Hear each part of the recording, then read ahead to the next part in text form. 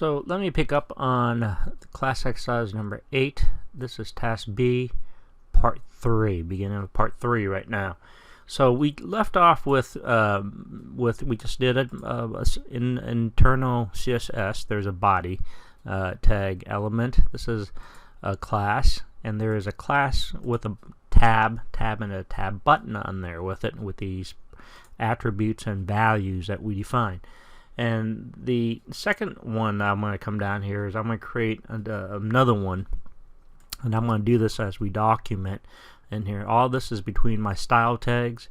My style tag is all that's nested inside of my head tag. So I'm in the head section of the HTML page, right?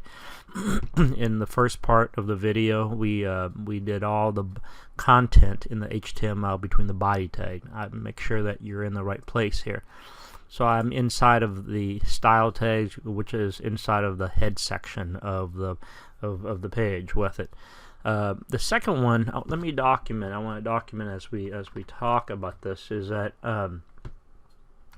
we need to put in a style. I'm going to do the style for the tab content. I'm going to create the when it's active and when the current tab link is active with it. So I'm going to create an active or current tab link class. And make sure you close off this comments, or else none of your code would work with it. Remember, in CSS we start with a / and we end it with a asterisk / with it. So it's there's an asterisk and there's a closing of that. So that just comments it out. Just a little bit of documentations with it. Here's the next class. I'm going to use the tab. This class I'm going to use as a tab. Remember, we did do a button on here already, but this time when I do a dot syntax, I'm going to use what's called an active. The word active in here. Put a space with the properties. Notice that this is a properties because it doesn't have the left and right parentheses. In this particular properties, I'm going to use when the button is active, I want it to turn black with it, or when I hover over it, it turns to a darker gray. How's that? Dark might be too dark with it. So CCC is a darker gray color with it. So the background color that I'm going to use, background color with this, and I'm going to use this as going to be the pound CCC here. So it's a darker gray when I hover over this thing. Alright, coming out of that, I'm going to do another one. This time I'm going to do the this is the content when what happens there's the asterisk with it. So in between that, I'm going to use style, the tab content. So in the tab, for the tab content, I'm going to do a dot tab, and this time it's going to be, let's keep that as a new one, it's a tab content. This tab content that you will see where when we call this class with, remember to use left and right curly brackets, when it displays, we're going to do none. Coming over to that, and then we're going to use padding. We're going to use 6px as pixel, 6 pixel, and that's 12 pixel for that one when we actually do the tab content for this. Semicolon. And then I'm going to do the border, and then I'm going to do 1 pixel space solid space with that same gray color. Okay, and then I'm going to do the border dash top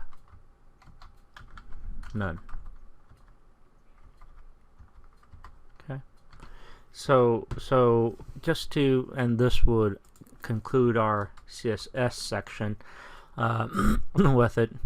So make sure this is what we currently have right now is If you want to pause, take a look at this. This is the ending of the closing of the style. This is the opening of the style. All this is between your head tag. We have our body element. We have our class. That's a tab. We have a class tab button. And then we also have a tab button dot active, which is the property when I hover over it. And then I have a tab content inside of that with these attributes and properties in here as well. All right.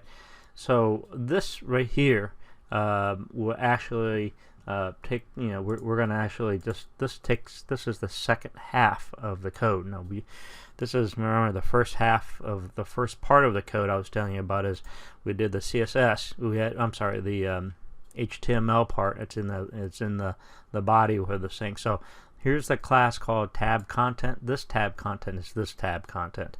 This ID called London, when you call it ID with it, you're going to actually be calling it the ID called London that actually calls it, and actually be calling that part of that page that comes across with it as well. All right, and then in the content you also have London head and its content in here as well with it. So I want to make sure that you have what I have here before we move to the third part of the code. Now the third part of the code is the JavaScript. The JavaScript is going to be broken down in two halves. One is basically, remember how JavaScript works with it. Bear with me, I'm going to talk about some of the jargons in here with it. When you talk about functions and how things all come together with it as well, right? So I think this is a good place for me to stop the end of the third video of class exercise number 8. Task B, end of part 3.